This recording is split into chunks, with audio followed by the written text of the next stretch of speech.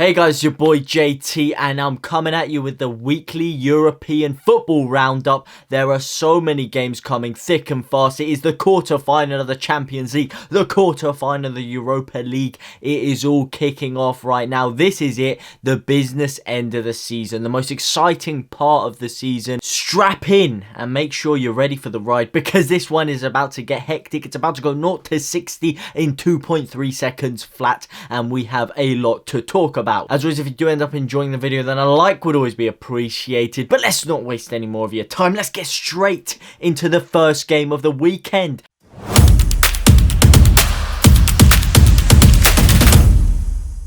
Wow. How wrong was I about Liverpool? I said I think they'd come through. I said they would do the business, but boy, they just looked second best to everything there. Real Madrid looked lightning sharp. They looked rapid. And that midfield three of Casemiro, Modric and Toni Kroos is criminally underrated.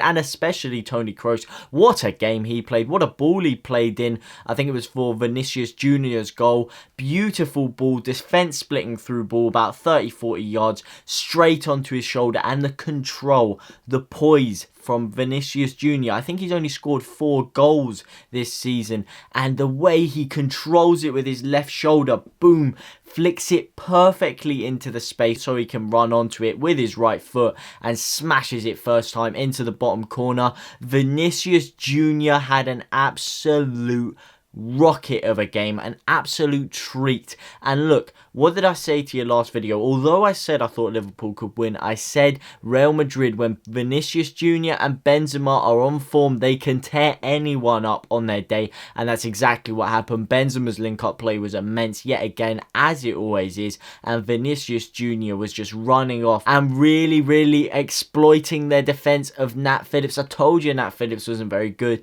and as well as exploiting Trent Alexander-Arnold defensively at times, he really made Nat Phillips look like his kid. He couldn't live with him yesterday. I'm telling you, he could not live with Vinicius Junior. And we cannot talk about this game without referencing Trent Alexander-Arnold's performance. I mean, that guy is so up and down. It's so hot and cold right now. First, he gets dropped from the England setup. Then it looks like he's clawed his way back into Southgate's plan with a brilliant performance against Arsenal. The fans are really on his side. They're saying, yeah, why is Gareth Southgate not picking him? There's no way we have met any better right backs for England other than Kyle Walker, really. And then what happens? He goes against Real Madrid and has an absolute rotter defensively. He's passing the min man. He passed Asensio in one of the balls. It comes across and I don't know what the hell he's doing. Dives at it and just completely slices it through to Marco Asensio, who just beautifully dinks it over Alisson and then passes it into an open goal. The whole team really didn't perform, and it's as simple as that. And Real Madrid just made them look second best in every single department of the field. And yes, although I was wrong about that one, there was one game in which I got 100% correct, and that was the Manchester City versus Borussia Dortmund game, and the citizens had an absolute blinder. If you ask me, it should have been more than 2-1. Sure, they didn't create too many clear-cut opportunities. However, what they did do was keep the ball pressed into Dortmund's final third for large proportions of that game. It really looked like they were just one killer pass away from creating something very dangerous.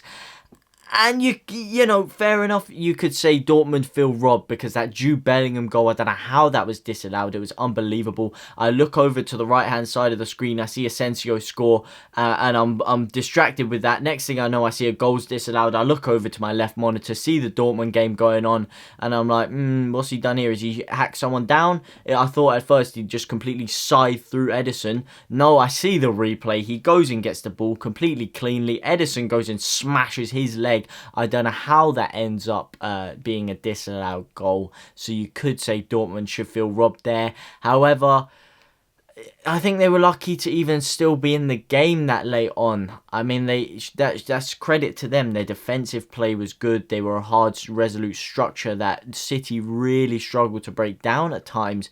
But I think they should have been well out of the game, and I think they can be happy with that. With Erling Haaland on form, that guy can get a hat-trick like that without even thinking about it. The guy is top quality, so the game is not done for City yet. Although I'm very confident that they will go through, the game is not done. And if they are to seal the deal next week, there'll be one man that is going to do the business for them, and it is Philip Foden. The guy just oozes sauce. Did you see the way he was getting the ball in that midfield? And it would be the sharpest little twitch fibre of a touch, and he's flicked the ball about 15 metres behind you.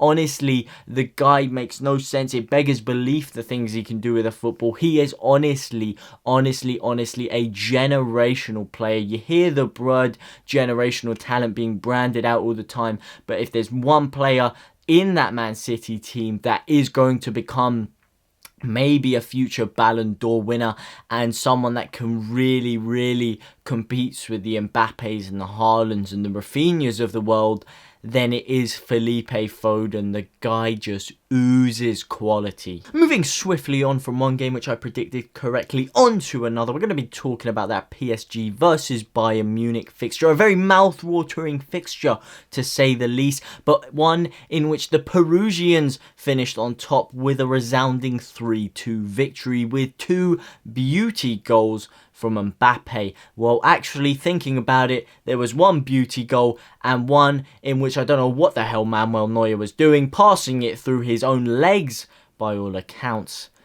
But nonetheless, 2 goals for the Frenchman and 3 points. Well, not 3 points, but certainly a great advantage in the tie for the Perusians. Like I said, with that Mbappe goal, PSG took the lead 2 minutes into the game, and then by the 28th minute, Neymar played a sumptuous ball from about 30 yards out straight into the path of Marquinhos, who touches it down delightfully, completely takes it out of the air, passes it into the back of the net, 2-0, absolutely laughing, cruising ahead at this point. But who drags it back for Bayern Munich? None other than Eric Choupo-Moting, the same man who dragged PSG from the claws of defeat against Atalanta last year in their quarter-final of the Champions League. Did it for Bayern Munich this time, gets them back into the game before Thomas Müller, a very criminally underrated player in my opinion, nods them into a 2-2 draw. So really gets them back into this, and at this point you're thinking if Bayern Munich can just hold off and reserve it till the second leg, reserve a 2-2 draw, sure that's 2 away goals for PSG, but they can still do it and it will look a lot more favourable for them. But a certain Mr. Kylian Mbappe had different plans. He takes the ball down the other side of the pitch, cuts in, takes on 1-2 players and whips it near post. Beautiful finish. Unlike the first one, there is no chance in hell Manuel Neuer is saving this one. And he gives Paris the 3-2 lead and gives them the crucial 3 away goals, which they are going to take into the next leg. And it really looks like not just an uphill battle for Bayern Munich now, but it looks like they're going to be climbing Mount Everest with paper on their feet. And I'm telling you, man, this year, PSG or Man City, one of them will win the Champions League. I think it's going to be Man City, but if it isn't, it will be PSG. And I'm telling you for a fact, mark that down in your diary now. Now you're sat here, you probably got your phone out, you probably got your sheet out, whatever you've got next to you, write down. Your boy JT says PSG or Man City will win the Champions League. I'll put money on it. You know what? I need to go down the bookies tomorrow and slap some money on that. I'm going to slap some money on Man City winning the Champions League as well, because I'm telling you for a fact there is no other team in the competition so far that are going to challenge those two enough to stop one of them from winning it. One team who Manchester City or PSG may face in that Champions League final will of course be Chelsea. Chelsea themselves claimed a 2-0 victory over Porto on Wednesday night. And it was really a resounding victory. You know, you're thinking, how are they going to come back after that 5-2 defeat to West Brom? Are they going to be low on confidence? Are they going to look second best? And you know what? I'm not going to lie here. Porto did challenge them at times. At times, it was looking rough for Chelsea. They were on the back foot, but they get the ball through. And oh my god, this goal from Mason Mount, the touch, the ball's played in from Jorginho. He's on his back foot. He spins the ball as he turns beautifully. Honestly, the perfect control. The only control that could have garnished the goal from that situation. Gets himself into space and then drills it into the bottom left with his right foot. Honestly, sumptuous. Picture perfect finish from Mason Mount, and what a baller he is, man. You just gotta face the facts. The guy is quality. I don't think he's Felipe Foden level, but he's certainly just that notch below, and he is elite. Honestly, some of the things that guy does with the ball, yet again, beggar belief. Like I say, not quite on the Foden level, but he's still a damn good baller. For the rest of the game, the tie was really in the balance, and it looked like Porto could sneak something out of it. Corona was causing some issues down the side, and it looked like as every corner was taken, that Pepe could just get his head on one of those. But Tuchel's men were not about to let this happen. The ball gets played down the other side. Ben Chilwell it is who latches onto it, and he takes it coolly round the keeper. The keeper ends up standing a bit flat-footed, goes in thinking that Chilwell's going to shoot early. As he holds onto the ball, he basically sells himself short. He sells himself flat-footed. Chilwell's able to calmly knock it round him. Still took incredible precision and incredible composure to perfect that. However, the keeper did really sell himself short, really did telegraph what he was going to do.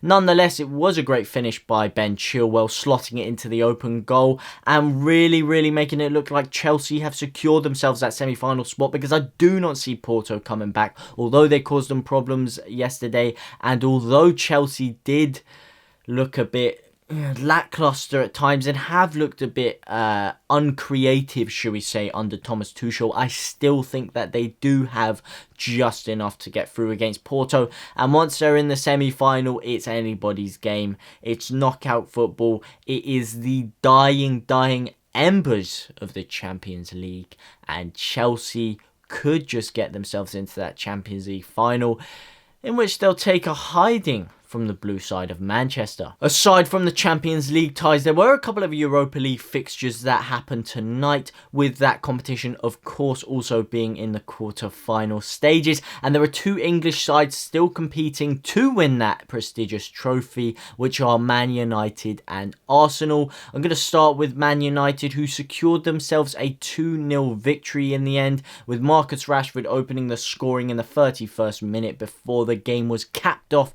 by a 90th minute Bruno Fernandes penalty. I know, right? Who would have thought it? Manchester United getting a penalty and Bruno Fernandes scoring it. Never seen before stuff. Not like they have the referees in their back pocket or anything. But nonetheless, they did dispatch of Granada, and it looks like they also have secured themselves a spot in the semi-final of a European competition, because I really can't see Granada coming back from this one. They just haven't got the quality, and if Arsenal and Man United don't make it to the semi-finals at least, then they've had an absolute shocker. And speaking of teams having a shocker, speaking of Arsenal, really didn't go too well for them tonight. Of course, drawing against Slavia Prague, really not a great result. They did in fact take the lead very late on in the 86th minute. A couple of super subs from Mikel Arteta, bringing Aubameyang on, bringing Nicolas Pepe on, who linked up for Arsenal's opener. And, you know, 1-0 against Slavia Prague. Not really the best scoreline for them, but it's all right. You'll take it. You'll take it for your first home leg. And then you're just like, we just need to hold off in the second leg. Maybe nab a goal or two.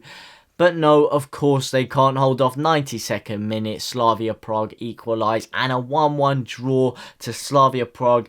It does not look good for you, mate. You've got to be going through this competition. You've got to be winning this competition, because Arsenal have no other hope of qualifying for the Champions League this year. And they probably could win the Europa League. Why can't they? They've already shown under Mikel Arteta that they can do it in knockout competitions. They've done it in the FA Cup. They've done it in the FA Cup under Wenger. They've won a lot of finals, shall we say, in the past 5 years, even though they've been a bit of a joke club and they haven't really been competing at the top level.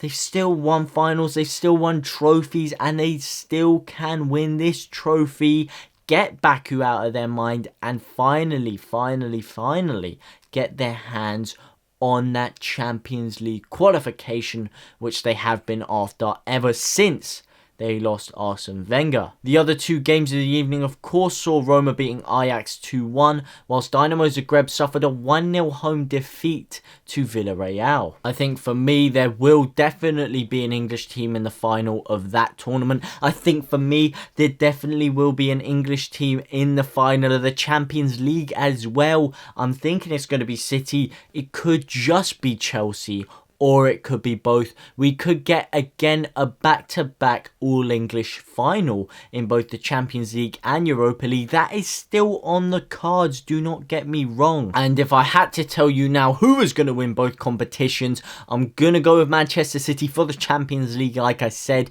And we're going to go for an outsider one here. I'm going for Arsenal. I think they will just win the Europa League. Although they've been shocking this year at times, they really have not done the business in the Premier League, residing in 10th place, which is definitely not the position of a team that you would say would compete in Europe and would qualify for the Champions League. But I can just see it happening. I'm telling you, they can do it. They've got the bottle in the final. They've got the bottle in the semi-finals. And they choked against Chelsea in their last final of the Europa League at Baku. And some of those players will be scarred from that. And they will be determined to win. They've got the experience of getting to a final. Although they've lost it, a lot of that team still have that invaluable experience of playing in that Europa League final. And why can't they get there again? And why can't they win it again? I just have a feeling that they will. Them and Manchester United are hands down the two best teams in the competition left. But I think Arsenal will just have enough and their luck will be in. Because although they've been bad, their luck has been out at times this year. They haven't really got the rub of the green when they should have or would have wanted to in a lot of games. And your luck has to turn eventually. And I just do really feel like they do have the bottle and that they will get through and win the Europa League and qualify for the Champions League. But who do you guys think is going to win the Europa League? Who do you think is going to win the Champions League? I'd love to hear what you guys have to say down below. But for now, guys, I thank you very much for watching. I really do hope you enjoyed. And I'll see you in the next one.